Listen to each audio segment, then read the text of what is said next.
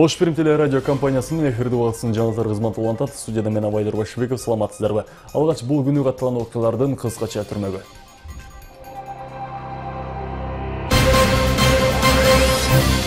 Кыргызстандын бажы беримдигине кошулганы өндүрүүчүлөрдүн ишине кедергисин тийгизип жатабы? Ош шаар жана облустун негизги түзүмдөрү жыл жыйынтыгын чыгарып келерки жылга пландар түзүлдү. Каттоодон өткөн уюлдук байланыш абоненттеринин сим-карталары саналуу күндөн кийин өчүрүлөт. Сасык тумоонун алдын алуу боюнча пландуу иш-чаралар аткарылууда. Бул багытта өлкө башчысы саламаттыкты сактоо министрин кабыл алды. Ош облусунда калктын электр энергияга болгон карызы 83 миллион сомду түзөт. Бул тууралуу өкмөттүн Ош облусундагы өкүлчүлүгүндө өтүп жаткан жыл жыйынтыктоочу жыйынында Ош электр ишканасынын өкүлдөрү маалымдашты. Өкмөттүн өкүлү Талайбек Сарыбашев тиешелүү кызматтарга бул маселени чечүү боюнча тапшырмаларды берди. Анын негизинде биринчи кезекте мамлекеттик кызматта иштеген жетекчилердин карыздары текшериле турган болду. Буга удаа 2015-жыл ичинде облуста жүргүзүлгөн иш-аракеттердин жыйынтыгы чыгарылып, жетишкендиктер менен ийгиликтер айтылды. Облус боюнча өткөн жылы өнөр жай продукциясынын көлөмү 3 миллиард 786 миллион сомго жетти. Бул 2014-жылга салыштырмалуу 246 миллион сомго көп. Облуста кайра иштетүү өнөр жай продукциясы өндүрүлүш көлөмү 1 миллиард 788 миллион түздү. Бул тармакта облус боюнча чарба жүргүзүүчү субъекттер тарабынан 3717 тонна эт азыктары, 5000 тоннага жакын нан чыгаруу жана 88 тонна макарон иштеп чыгарылды. Бирок облуста 2014-жылга салыштырмалуу пахта буласын кайра иштетүүдө 3599 тоннага, электрик продукциясы өндүрүүдө 4385 тоннага аз өндүрүлдү. Бүгүн ошондой эле Ош мэриясынын коллегиялык жыйыны болуп, анда Ош шаарынын 2015-жылдагы социалдык-экономикалык өнүгүүсүнүн жыйынтыгы, 2016-жылга коюлган милдеттер, президенттин жарлыгы менен жарыяланган улуттук экономиканы чыңдоо жылынын жыйынтыгы жөнүндө маселелер боюнча маалыматтар айтылды. Мындан сырткары Ош шаарынын мэриясынын милдеттеринин планы, башка мамлекеттик локалдык программаларды турмушка ашыруу боюнча бир катар иш-аракеттер жүргүзүлүп жаткандыгы шаар башчылары тарабынан баса белгиленди. Өтүп кеткен жыл ичинде Ош шаарындагы курулган бир топ социалдык мекемелер эстакадалык деп аталган көпүрөнүн пайдаланууга берилиши, таза суу, жылуулук камсыздоо багыттарынын жакшы абалга салынышы, бак дарактар, гүлдөрдүн миңдеген түрлөрү отургузулуп, аянычтуу акыбалга келген эс алуучу жайлардын жана ички жолдордун капиталдык оңдоодон өткөрүлгөндүгү Ош шаарынын жаңылануу жолунда бара жаткандыгынын далили катары бааласак болот дешет жыйындын катышуучулары. Ош шаары жылдан жылга тигин карай өсүп өнүгүүгө бел байлады. Бул тууралуу шаардык архитектура башкармалыгынын жетекчиси Ажимурат Жолдошов аталган мекеменин жыл жыйынтыгын чыгарган отурумда билдирди. Архитектура башкармалыгынын жетекчиси өз сөзүндө Ош тарыхый шаар жана анын өнүгүүсүндө тарыхый өзгөчөлүктөрүн сактоо менен иш алып баруубуз керек деген оюн билдирди. Ошондой эле бүгүнкү күндөгү жүрүп жаткан курулуштардын көпчүлүк пайызы калаанын башкы планына туура келерин кошумчалады. Бирок учурда шаардын көркүнө терс таасирин тийгизген имараттардын көп экендиги айтылып, аларды жөнгө салуу үчүн эки тараптуу келишимдер түзүлүп, башка тийиштүү кызматтар менен биргеликте иш алып баруу менен жоюуга болоору маалым болду. Мындан сырткары аталган башкармалыктын бүгүнкү жыл жыйынтыгын чыгаруу менен өздөрүнүн бир жыл бою аткарган иштеринин корутундусу ачыкталып, кызматкерлер бул жылдагы жетишпестиктерин алдыдагы жыл ичинде толук түрдө жүзөгө ашыруу маселесин койгондугун баадалашты. Шаардын келечегине ошол курулган объект шайкеш келеби ошол сөзсүз көрсөтүлөт. Ошонун негизинде шаар куруу кеңешинде каралып туруп, андан кийин ошол курулушка уруксат берилет. Бул жерде сөз түрдө дагы бир жолу мен белгилеп кете турган нерсе, биз өзүбүздүн шаарыбызды сөзсүз түрдө эле көп кабаттуу небоскреб деп коебуз, көп кабаттуу асман тиреген чоң имараттарды куруу эмес, биз өзүбүздүн элибизге жакшы шарттарды түзүп берүү менен биздин өзүбүздүн шаарыбыздагы мындай азыркы учурдагы эч качан кол менен жасап ала албай турган биздин шаарыбыздын тарыхый өзгөчөлүктөрүн эске алуу менен гана биз өнүгүшүбүз керек.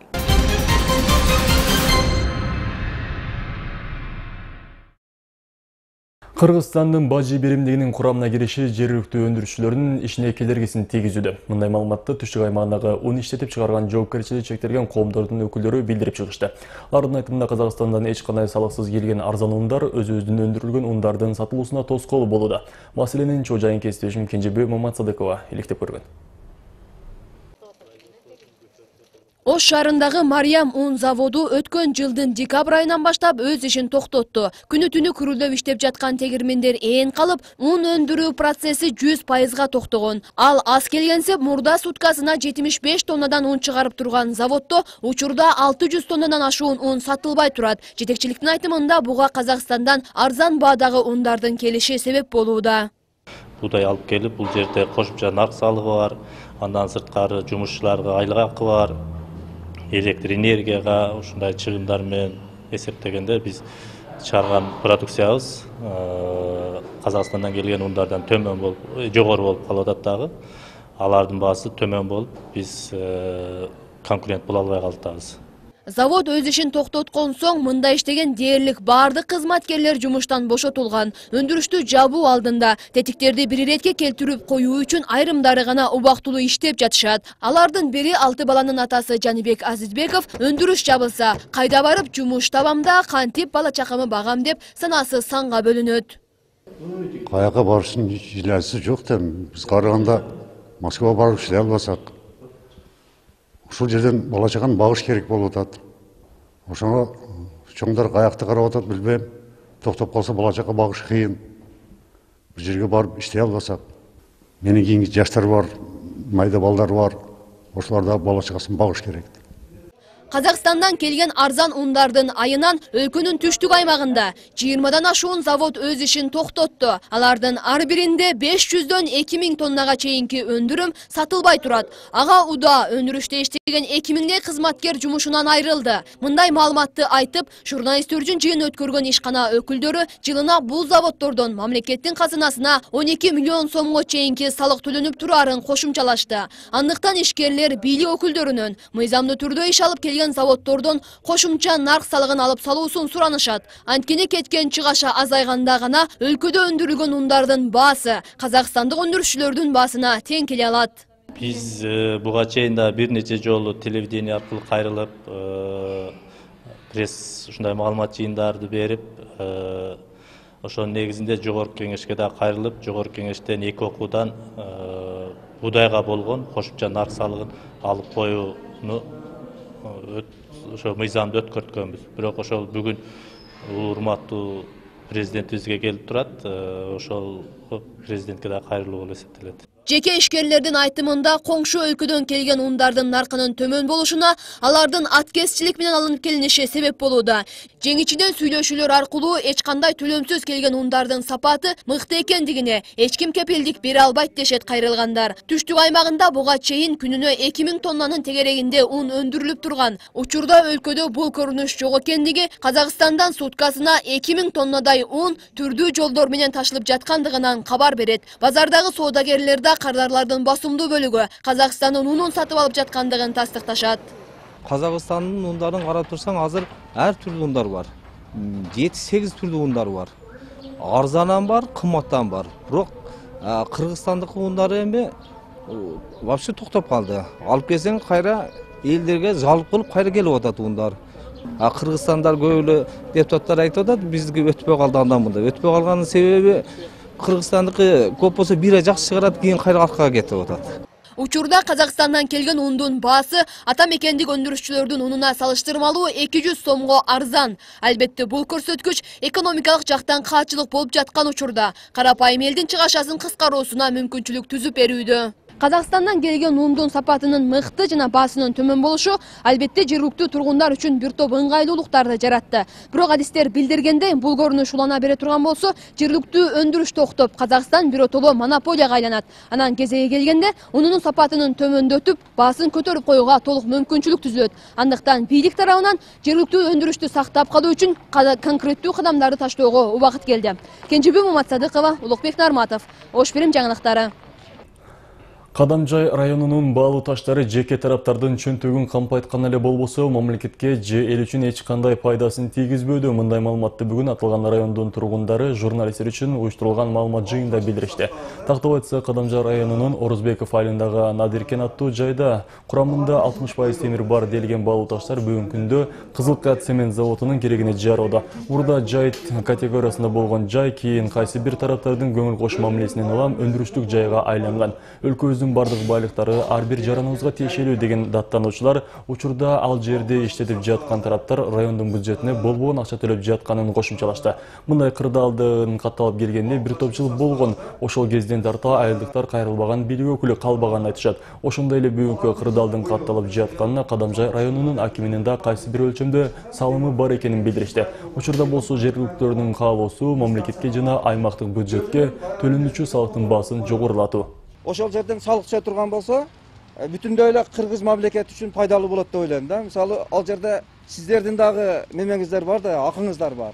Анан ошол салык көп нормалдуу төлөнө турган соң мамлекетке дагы пайдасы тиймек, жергиликтүү элге дагы пайдасы тиймек да. Бизге өкүнүчтүүсү эмне болуп атат? Өкүнүчтүүсү биз канча жылдан бери мына салыкты көтөрүп бергиле деп кайрылып атабыз. Ага карабастан туруп, мыйзамды бузуп, дагы ошого трансформация кылып берип койгондо болот да. Ошого биз наразыбыз. Кыргызстандын аймагында жайгашкан Өзбекстандын Сох анклавынын айланасындагы чек ара көзөмөл бекеттери жабык турат. Анклав жашоочулар үчүн Кыргызстандан транзиттик каттамы да жабык. Бул тууралуу Сох анклавынын айланасындагы кыргыз айылдарынын тургундары билдиришти. Натыйжада Кыргызстандын Баткен районунун 10 чакты кыргыз айылы Айгүлташ, Согмен, Таян айланма жол аркылуу каттап калат. 3 жыл мурда Чарбак окуясынан кийин Кыргызстан Сох анклавы үчүн Кадамжай району аркылуу гана жол каттамына уруксат берген. Каттуудан өтпөгөн уюлдук байланыш абоненттери 5 күндөн кийин өчүрүлөт. Бул тууралуу мамлекеттик байланыш кызматы эскертти. Үстүбүздөгү жылдын 18-январына карата республика боюнча 8 миллионго жакын көчмө байланыш абоненти катталган. Алардын ичинен 7,5 миңге чукулу персонификациялоо процедурасынан өтүшкөн. Бул дээрлик 95%-ын түзөт. Байланыш мыйзамына киргизилген өзгөртүүлөргө ылайык 16 жашка толгон ар бир абоненттин сим-картасын каттоо милдеттендирилген. Катталбаган сим-карталарды өчүрүү мөөнөтү буга чейин бир канча ирет артка жылдырылган болчу. Улуттук банк 3 миллион 450 миң доллар интервенция жасады. Бул тууралуу банктын сайтында маалымдалган. Белгилүү болгондой, башкы банк 25 январда да интервенция жасап 5 миллион 200 миң долларды сатыкка чыгарган. Улуттук банк жыл башынан бери 15 жолу интервенция жүргүзүп, жалпысынан 62,5 миллион доллар сатты. Учурда бир акш доллары 75 сом 89 тыйында түзүүдө. Ал эми кезекте дүйнөлүк жаңылыктар улантат.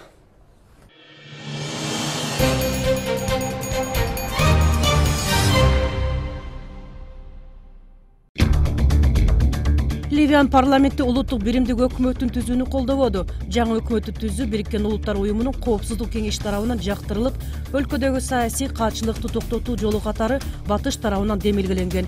Бул тууралуу чет элдик басылмалар кабарлайт. Муаммар Каддафи бийликтен кулатылгандан кийин көпчүлүк аймактар согушчандардын көзөмөлүнө өтүп кеткен. Улуу Британиянын Ливиядагы мурунку элчиси Оливер Майзлдын пикиринде тараптар мунасага келбесе, абал мындан арыдан начарлайт.